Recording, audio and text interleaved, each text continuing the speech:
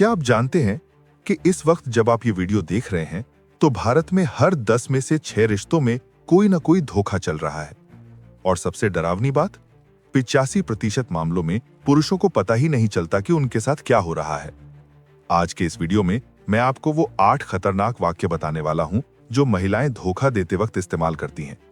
ऐसे वाक्य जो सुनने में बिल्कुल सामान्य लगते हैं, लेकिन इनके पीछे एक काला खेल चल रहा होता है।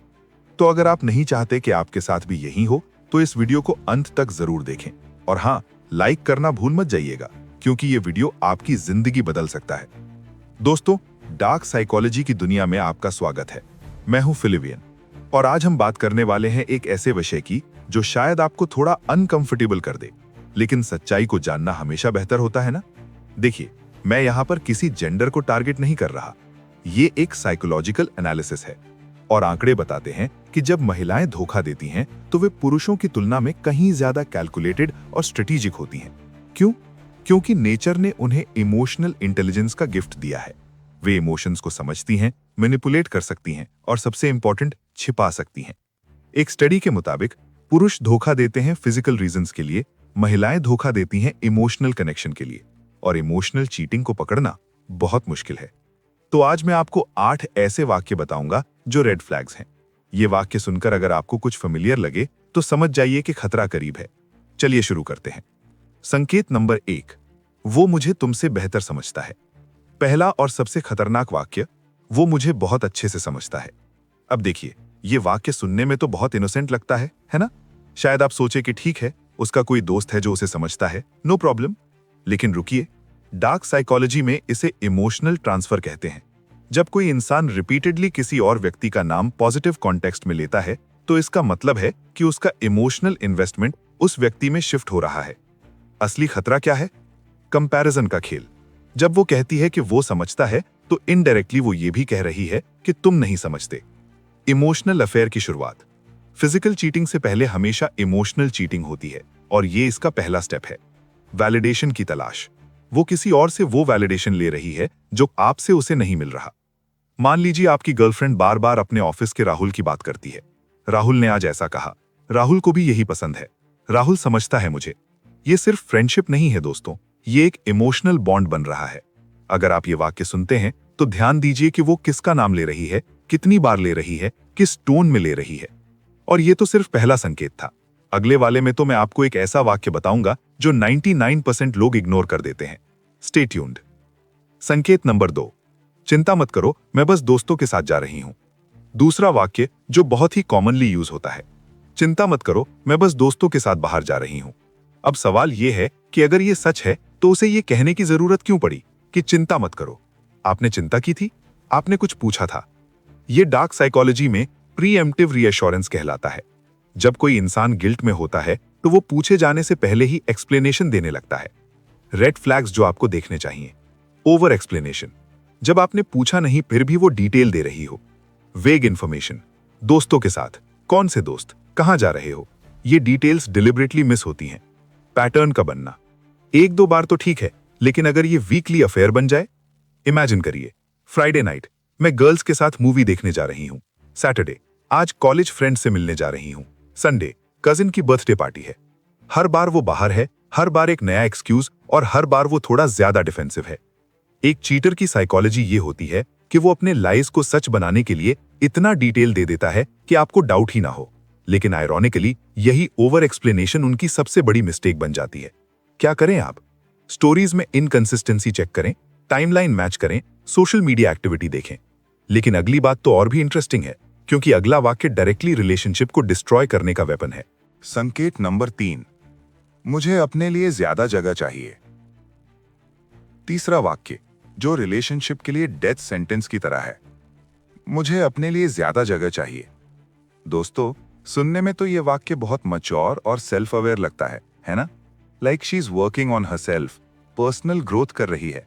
लेकिन रियलिटी 90% केसेस में स्पेस चाहिए का मतलब होता है मुझे किसी और के साथ टाइम चाहिए और मैं नहीं चाहती कि तुम इंटरफियर करो। ये टैक्टिक को क्रिएटिंग इमोशनल डिस्टेंस कहते हैं।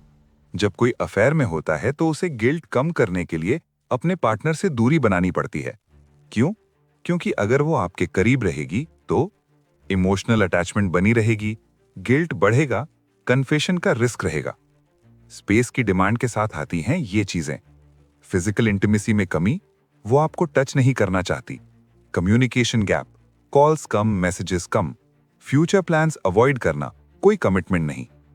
एक लड़का था अर्जुन, उसकी गर्लफ्रेंड प्रिया ने एक दिन कहा, मुझे स्पेस चाहिए, I need to find my self.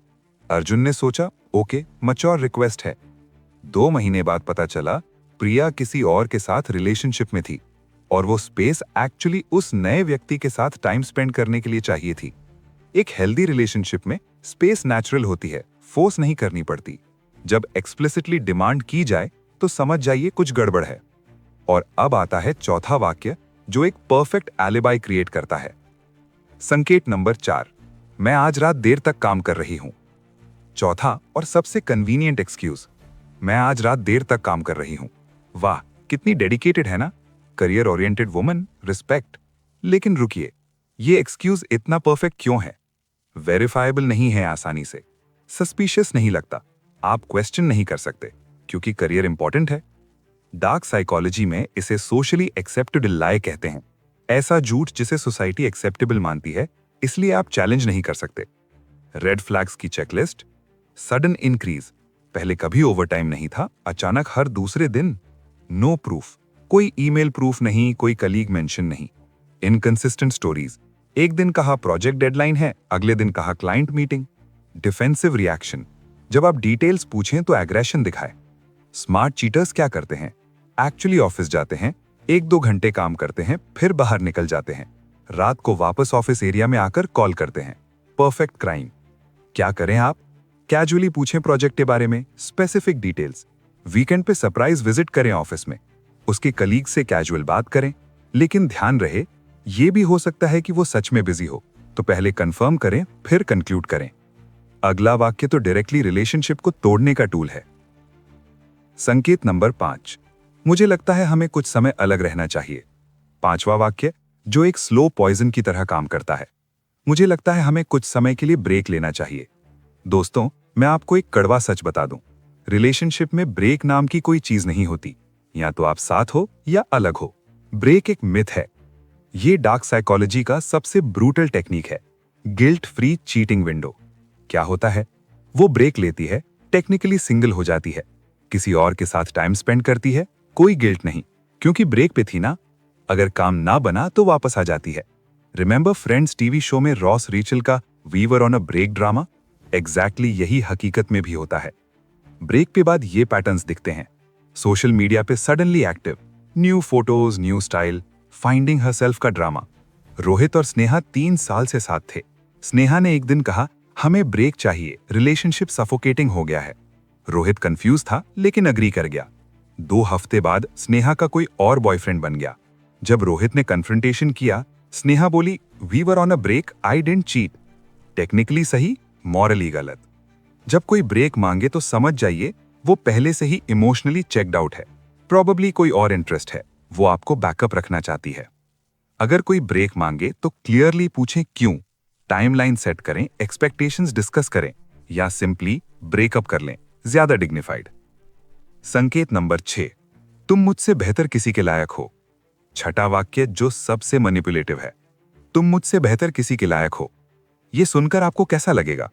शायद आप सोचें, वाओ कितनी सेल्फिश है, मेरी हैप्पीनेस के बारे में सोच रही है। रॉन्ग।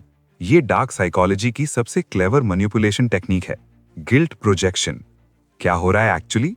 वो ऑलरेडी किसी और के साथ इन्वॉल्व है, उसे गिल्ट हो रहा है, तो वो गिल्ट आप पे ट्रांसफर कर रही है।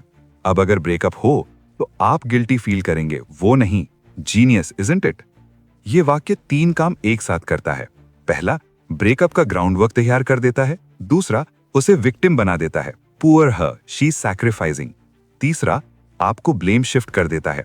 इस वाक्य के साथ आती हैं ये बातें, मैं तुम्हारे लायक नहीं हूं, तुम बहुत अच्छे हो, मैं नहीं, तुम्हें कोई बेटर मिल जाएगी। जब कोई जेन्युइनली आपसे प्यार करता है तो वो आपको छोड़ने की बात नहीं करता, खुद को इंप्रूव करने की कोशिश करता है, रिलेशनशिप को फिक्स करने में लगा रहता है। ये वाक्य एक्चुअली एक coward's way of breaking up है। वो सीधे ब्रेकअप नहीं कर सकती तो इमोशनल मैनिपुलेशन यूज कर रही है।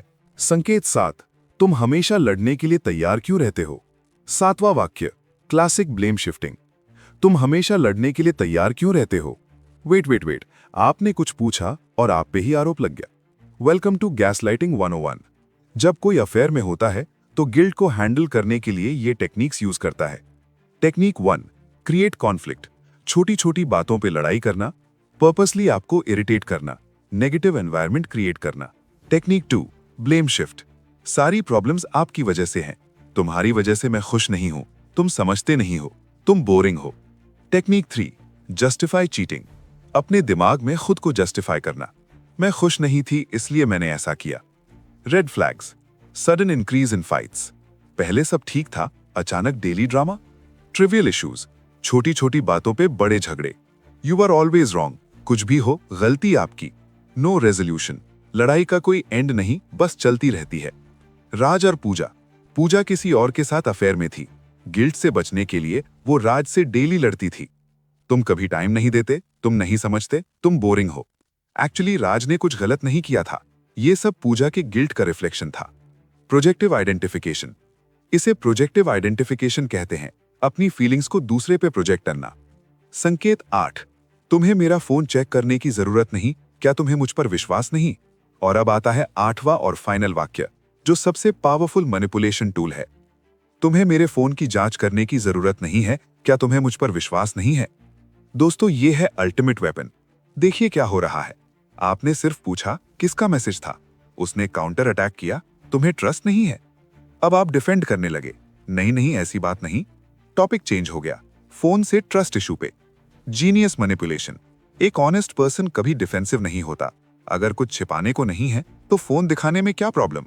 Red flags, over reaction, simple question पे एक्सट्रीम रिस्पॉन्स। प्राइवेसी का सडन ऑब्सेशन, पहले कभी इशू नहीं था।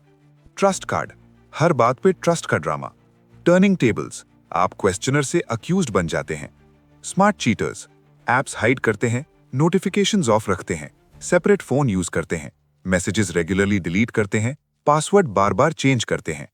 तुम्हें ट्रस्ट नहीं है, ये एक इमोशनल ट्रैप है। कोई भी पार्टनर इस वाक्य को सुनकर गिल्टी फील करता है और इन्वेस्टिगेशन बंद कर देता है। एग्जैक्टली यही चाहिए चीटर को। तो दोस्तों, ये थे 8 खतरनाक वाक्य जो महिलाएं धोखा देते वक्त यूज करती हैं। वो मुझे बेहतर समझता है, इमोशनल ट्रांसफर। दोस्तों के साथ जा रही हूं, प्रीएम्प्टिव रीएश्योरेंस। मुझे स्पेस चाहिए, क्रिएटिंग डिस्टेंस। देर तक काम करूंगी, परफेक्ट एलिबाई। हमें ब्रेक चाहिए, गिल्ट फ्री चीटिंग विंडो। तुम बेटर के लायक हो, गिल्ट प्रोजेक्शन। तुम हमेशा लड़ते हो, गैस लाइटिंग। मुझ पर ट्रस्ट नहीं, अल्टीमेट मैनिपुलेशन। लेकिन ध्यान रखिए दोस्तों, ये वीडियो पैरानॉइड बनाने के लिए नहीं है, ये अवेयरनेस के लिए है। हर रिलेशनशिप में ट्रस्ट होना चाहिए, लेकिन ब्लाइंड ट्रस्ट, दैट्स स्टुपिडिटी। असली प्यार में ट्रांसपेरेंसी होती है, सीक्रेसी नहीं। असली प्यार में कम्युनिकेशन होता है, मैनिपुलेशन नहीं।